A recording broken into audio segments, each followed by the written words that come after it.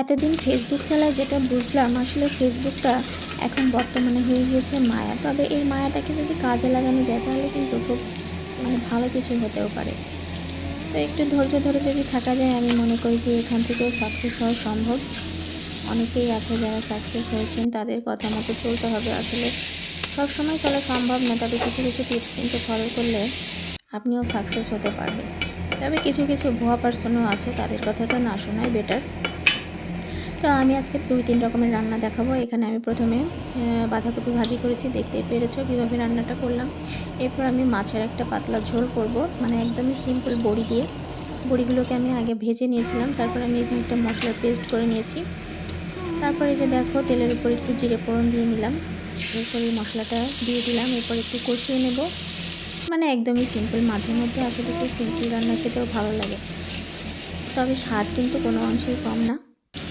তো যাই হোক, যেটা বলছিলাম যে ধৈর্য ধরে আমাদেরকে কাজ করতে হবে। আসলে আমরা যারা গৃহিণী আছি, আমাদের তো এছাড়া আর কোনো উপায় নেই। এমন না যে আমরা বাইরে কাজ করতে পারি না, বাইরে কিন্তু আমাদের অনেকেরই কাজ করার ক্ষমতা আছে, সামর্থ্য, যোগ্যতা সব কিছুই আছে, কিন্তু আসলে পরিস্থিতির শিকার আমরা।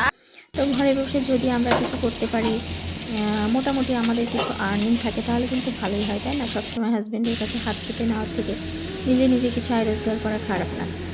তো সেই উদ্দেশ্যেই আমি সব মেয়েদেরকে বলবো যে তোমরা অধৈর্য হবে না, ঠিক আছে? কাজ করে যাও, সফলতা হয়তো একদিন আসবে। তবে সব কিছু বাদ দিয়ে না, আগে তোমাকে অবশ্যই সংসারের সব দায়িত্ব পালন করতে হবে। ছেলে মেয়ে, তারপরে হাজব্যান্ড, শ্বশুর শাশুড়ি, সব কিছুই খেয়াল রাখতে হবে। সাথে সাথে এই কাজটাকেও চালিয়ে যেতে হবে। তবে পরিবারের সাপোর্ট কিন্তু খুবই দরকার।